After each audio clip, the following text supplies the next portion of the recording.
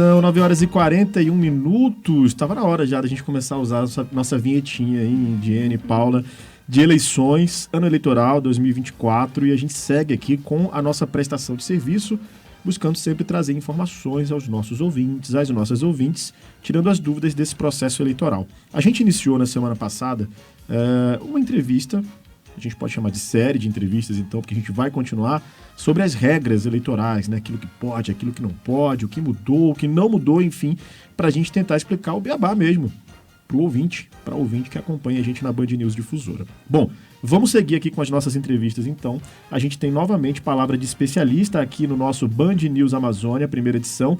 Quem está conosco hoje, nossa convidada, é a doutora Clotilde Miranda, advogada eleitoral, que está aqui conosco nos estúdios para trazer informações e esclarecimentos. Tudo bem, doutora? Bem-vinda, bom dia. Bom dia. Obrigada pelo convite. É sempre um prazer poder contribuir aí com o entendimento, né, da população sobre as regras eleitorais, porque eu acredito que sem controle social não tem democracia, né? E para que tenha controle social, a sociedade precisa conhecer as normas. Né? Muito bem. Vamos lá, então, né? Vou deixar aqui para vocês iniciarem, então, Paula e Diene, para a gente continuar esse nosso tour pelas regras eleitorais. Vamos... desculpa, Diene. Doutora Clotilde, uma das preocupações do TSE ali nas discussões, nas audiências públicas que foram realizadas para definir as regras desse ano, uma das preocupações eram as autodeclarações raciais em registro de candidatura, né? Porque a pessoa é branca, daqui a pouquinho troca, porque eu me reconheço pardo, ou porque eu me reconheço indígena, né? Como ficaram essas regras, como ficou definida essas regras?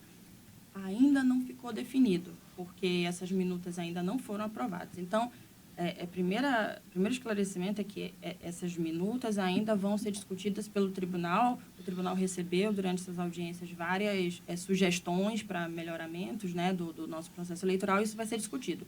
Mas, dentro da resolução que trata de registro de candidatura, a gente tem uma novidade, que é justamente para inibir essa afroconveniência aí que muitos candidatos fizeram, e que também tem outras pessoas que, na verdade, se encontraram, né, na questão da autodeclaração racial. Então, agora, o que vai acontecer se passar essa resolução que está lá? Quando tiver o registro de candidatura, eu, por exemplo, na eleição passada, eu sou candidato, na eleição passada eu me declarei branca. E aí, nessa atual eleição, agora eu me reconheço como parda, como negra. Eu vou me declarar ali como negra porque eu me reconheci. O que a Justiça Eleitoral vai fazer? Vai chamar esse candidato, porque não está batendo com o cadastro eleitoral ou com o registro de candidatura da eleição anterior, e vai perguntar, vem cá, por que você mudou?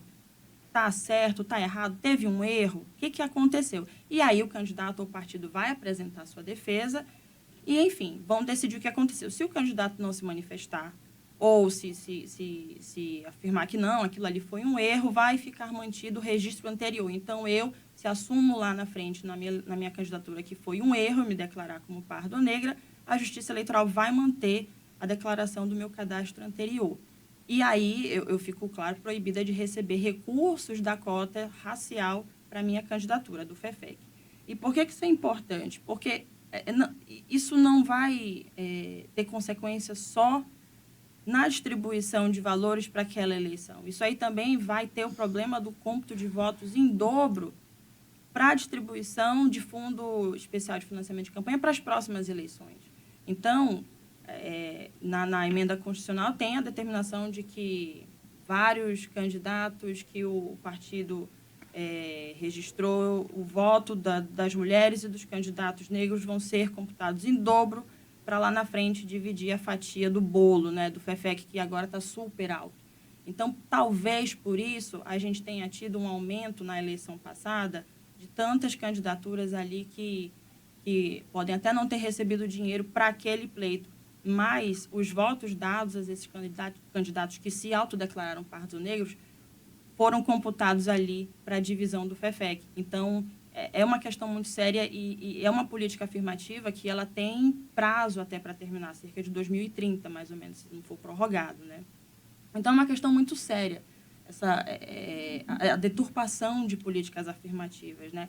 Os candidatos, os pretensos candidatos, os partidos, eles têm que observar letramento racial, né? A gente não está falando de, mas porque o meu avô era negro, então eu sou parda. Não, eu sou branca. Eu tenho uma avó negra, eu tenho um tio-avô que é retinto, mas não interessa, eu sou branca. A sociedade me lê como branca. Então, quando eu for me colocar como candidata, eu tenho que me registrar como eu sou, lida na sociedade, porque o nosso racismo não é de origem, é um racismo de marca, é fenótipo que é analisado, né, no contexto social.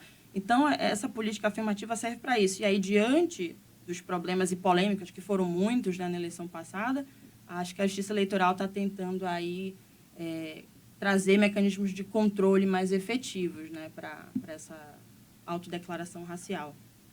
Agora, doutora, é um assunto complexo, difícil de compreensão muitas vezes, porque existe também o lado da tentativa de inviabilizar, ou invisibilizar? Invisibilizar, obrigada, gente, desculpa. Invisibilizar os povos originários e também os povos negros, né?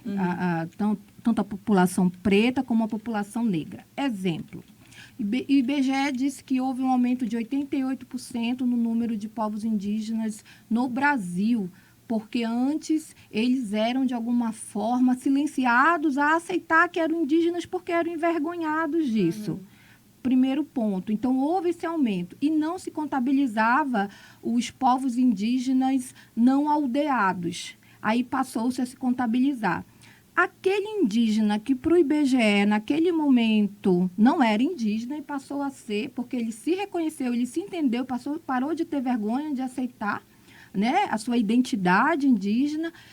Como ele vai provar isso? Porque a vida inteira, vamos dizer que uma pessoa com 40 anos, e eu vou citar um caso aqui, que a senhora deve conhecer, que é a doutora Inori Canamari, advogada, presidente da Comissão dos Povos Originários da OAB. Ela foi se entender indígena, muito embora tivesse uma ancestralidade, tivesse todo o fenotipo que a senhora colocou.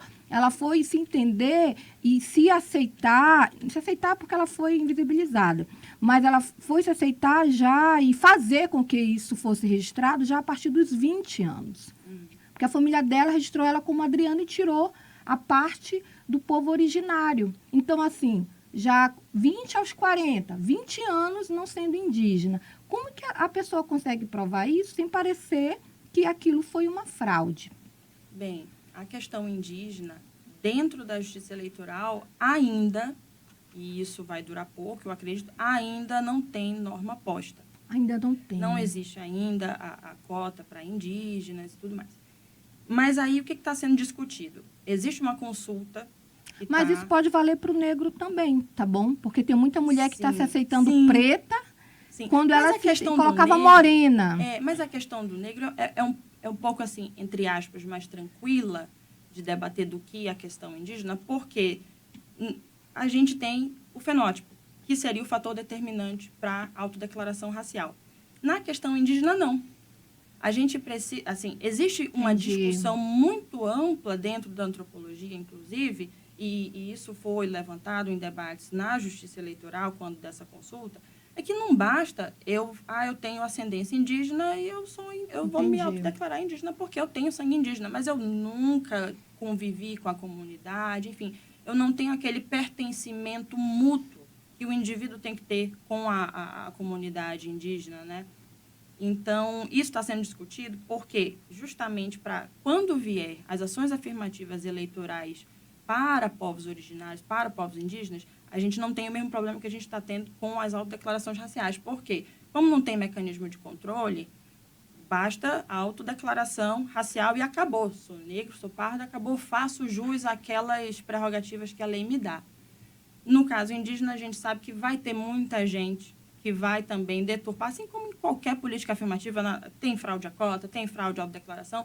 Então, se busca evitar essa questão. Aí, algumas pessoas falaram, basta o cadastro na FUNAI, né, acho que é o RANI, né, o documento, esqueci o nome agora, que é a identidade, o RANI. Mas justamente tem esse problema. Tem muita gente que tem, mas que comunidades indígenas não reconhecem aquele indivíduo como parte. Sim, tem enfim. isso. Então, é uma discussão um pouco mais complexa que está sendo travada na Justiça Eleitoral. Tem uma consulta muito interessante da Célia Chacriabá sobre a aplicabilidade, né, a extensão dessas políticas afirmativas para o implemento de financiamento, tempo de antena e tal, para candidaturas indígenas. E aí a gente precisa aguardar. Mas ainda não tem, como tem para a cota de gênero e racial, essas pré-definições. Tem essas complexidades, né? São 9h52. A gente está com entrevista ao vivo aqui no Band News Amazônia, primeira edição, para falar um pouquinho sobre essa questão das regras para essa eleição de 2024. A doutora Clotilde Miranda, advogada eleitoral, está conosco. Então, você que está chegando agora, a gente vai seguir com essa entrevista. A gente tem mais 8 minutinhos ali. E é importante falar sobre isso, Paula, Diene, ouvintes, porque parece uma questão muito técnica, mas é para a gente entender realmente que há uma tentativa da Justiça Eleitoral de tornar essa fiscalização um pouco mais rígida para evitar esse tipo de fraude, porque se trata de fraude, né?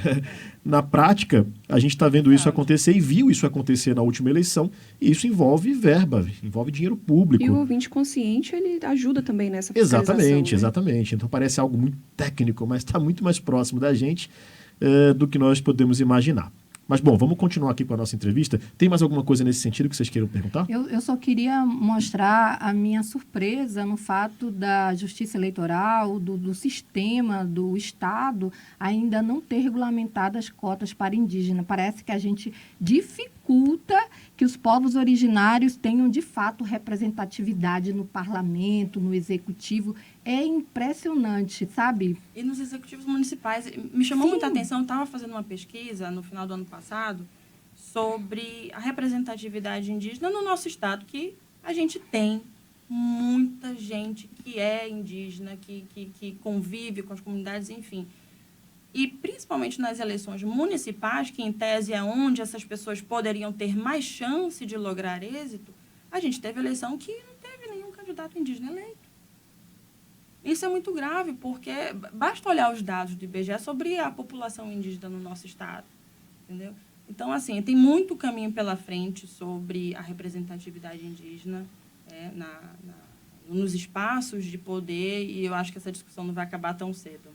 E é preciso que a gente, como imprensa, possa levar isso ao público para que a sociedade entenda que há um sistema específico para impedir que determinados grupos alcancem esses espaços de poder. Uhum. E aí, agora eu vou voltar, por exemplo, para as candidaturas femininas. E a gente pode falar principalmente sobre a candidatura de mulheres que, na verdade, são colocadas apenas como laranjas. Eu vou dizer que você vai receber aquele dinheiro para a sua campanha, mas você vai me devolver o dinheiro. Estou falando isso do processo de bastidor que ocorre, já houve aí casos em que, de fato, houve gente condenada por isso. A gente viu escândalos sendo divulgados, né, aqui no país em relação a isso, e a gente fala sobre esse mecanismo porque assim foi divulgado, por exemplo, nas investigações que foram realizadas, né? O combate às candidaturas laranjas. A gente não está falando isso de voz da cabeça, não. Exato. Porque a gente não quer citar nomes agora. Mas o presidente de um partido, ele vai lá, coloca a mulher para cumprir uma cota, que inclusive houve mudança recentemente dessa cota, saiu, não saiu. Eu queria depois que a senhora pudesse nos falar se houve alguma alteração específica. E aí ela recebe o dinheiro para poder fazer de conta, mas ela devolve para o presidente do partido para ele poder ali alavancar outras candidaturas, ou seja, é uma candidatura de mulher laranja. Então, uma candidatura laranja de mulheres. Então, você acaba que não tem nunca a possibilidade de alcançar espaço de poder. E dizer que a mulher não gosta de política é uma grande mentira. Né? Porque isso não procede. Na verdade, a gente foi ensinado a não gostar, mas quando a gente chega lá, a gente quer competir. A gente foi ensinado até, na verdade, a nem pensar nisso, porque são tantas ocupações que te dão boneca, as né? mulheres, e as mulheres quando não têm você tempo é pra criança, vão nisso. lá e te dão boneca, para um homem dão um carrinho, que é para poder ele se tornar mais competitivo. Mas voltando, como hoje, por exemplo, uma mulher pode fazer essa denúncia candidata, né? No TRE, por exemplo, sem se expor tanto, ela vai ter que se expor, porque ela acaba sendo perseguida. Você agora vai me dizer, você já está balançando na cabeça que, infelizmente. Então, como é que fica a situação dessa mulher? Porque é uma forma de abuso também, né? Psicológico, econômico. Então, assim, a primeira dica que eu dou para mulheres que estejam assistindo o programa, tem algum amigo, tem algum parente, algum colega que é de partido e tal, e chegar perto da eleição e fala, poxa, tu já é filiada, a gente precisa fechar aqui a nossa lista de candidatos, ajuda a gente, coloca o teu nome e tal, não vai dar nada não, a gente presta conta para ti, a gente cuida de tudo, só preciso aqui que tu deixe teu nome na lista de candidatos. Não aceite. Não aceite, porque isso é uma tentativa de fraude a essa política afirmativa de mais mulheres nos espaços de poder. E não só por isso. Eu não me interesso por política afirmativa. Tudo bem, mas você vai ser, muito provavelmente, condenado por essa fraude. Então, essa mulher pode ficar inelegível. Se, por algum acaso, o pessoal da lista for eleito, vai todo mundo perder o mandato, vai todo mundo ser cassado. Então, existe uma série de consequências que vão recair, inclusive, sobre essa mulher, que aceitou participar sem análise de que ela era ingênua ou não, estava ali interessada em algum tipo de proveito, se recebeu dinheiro ou se foi só para ajudar um parente que é daquele partido. Isso não vai ser levado em conta. Ou seja, não adianta dizer que não sabia. Não adianta dizer que não sabia. Essa é, inclusive, uma crítica que muitas mulheres eleitoralistas levantam. Por quê? Porque os dirigentes partidários não são punidos. Não existe previsão para punição para dirigente partidário. E a gente sabe que, na prática, geralmente, isso vem dos partidos, porque são eles que comandam ali quem é o candidato que vai ser escolhido, quais são as listas. Então, e por outro lado, tem muito caso, e eu já vi também na prática, de mulheres muito humildes que também não sabem onde estão se metendo e que vão ali realmente de uma forma ingênua, às vezes até acreditam que, poxa, ele quer que eu seja candidata. E aí, quando começa a corrida eleitoral, não tem um apoio, não recebe dinheiro, não recebe um santinho, o partido esquece daquela mulher. E aí ela meio que desiste da candidatura e fica por isso mesmo, vem um processo, aí todo mundo fica inelegível, todo mundo fica cassado e ela junto. Ela vai sofrer penalidade do mesmo jeito. Então, isso também é criticado, muito embora seja assim, hoje em dia, existe uma crítica justamente por conta do elemento subjetivo dessas mulheres que não estão ali com aquela má intenção. Por que elas vão ficar inelegíveis por 8 meses? Será que realmente é justo que essas mulheres já foram usadas como ferramenta para uma fraude e elas também vão ou perder mandato, porque também pode ter ali naquele grupo mulheres que foram genuinamente candidatas, que fizeram campanha e que foram eleitas de forma justa e correta. Elas também vão perder o mandato. Então, Muito existe bem. também essa discussão. Mas, atualmente, se você se meter nessa, cai todo mundo. E a galera fica inelegível. Então, não aceite. Não aceite esse tipo de convite para ajudar. Não é legal, é fraude. E está todo mundo de olho nisso. A Justiça Eleitoral está de olho, o Ministério Público está de olho. E a gente tem que lembrar que durante a corrida eleitoral, no aspecto jurídico, o maior fiscal que tem dos candidatos são os opositores, né? E a gente tem essa vantagem, que é candidato processando candidato, candidato investigando candidato. Então, o cerco fecha em algum momento. Tem que ter muito cuidado. Muito bem, são 10 horas em ponto, a gente chega aqui ao fim dessa entrevista com uma orientação importantíssima às mulheres que queiram participar da política, mas com esse alerta dessa armadilha que infelizmente tem sido colocada, tem sido posta para as mulheres que querem se candidatar. Bom, a gente agradece muito aqui a participação da nossa entrevistada de hoje, doutora Clotilde Miranda, advogada eleitoral, participando desse nosso processo de esclarecimento.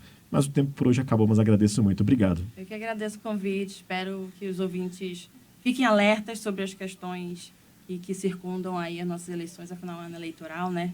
Não vamos fazer bobagem, vamos andar de acordo com a norma.